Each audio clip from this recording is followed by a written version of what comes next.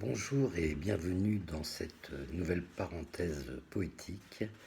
Nouveau jour de confinement, donc aujourd'hui je vous emmène de nouveau en randonnée un peu plus loin que le Var, près d'Aix-en-Provence, pour découvrir la montagne Sainte-Victoire. La première visite que j'en ai faite avec mon fils et ma belle-fille, j'ai été complètement sous le charme de cette montagne incroyable, de son histoire. Ça m'a inspiré un texte que j'ai appelé Toucher du doigt l'éternité. Que d'années pour la façonner, majestueuse dans toute sa beauté.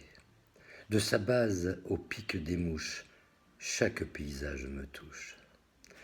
Comme au milieu d'un océan, elle m'apparaît comme un géant, auprès duquel moi je me sens plus minuscule qu'un enfant. Attendri par la belle histoire de la montagne Sainte-Victoire, par le prieuré à sa gloire, effrayé par sa préhistoire. Pensez au Jurassique né, des dinosaures du Crétacé, dont les dizaines d'œufs retrouvés ne sont pas pour me rassurer. Tant aussi bien que de ma crête, je vois une roche en arête, dont la forme évoque un squelette avec un corps et une tête. Il fut sans doute trépané par cette comète d'années qui les a tous condamnés il y a des millions d'années. Au pas des moines, c'est l'évidence. Gravé dans la roche pour l'aisance, de grands pieds indiquent le sens vers la grande croix de Provence.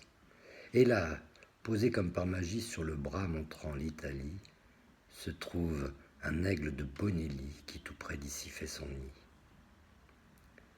Peindre pour la postérité sa faune, sa flore, le dénivelé de ces roches aux formes ciselées, c'est ce que Paul a décidé. Cézanne l'a peint de tous côtés. 80 toiles pour sublimer la belle dans tous ses dangers, jusqu'à lui-même y succomber.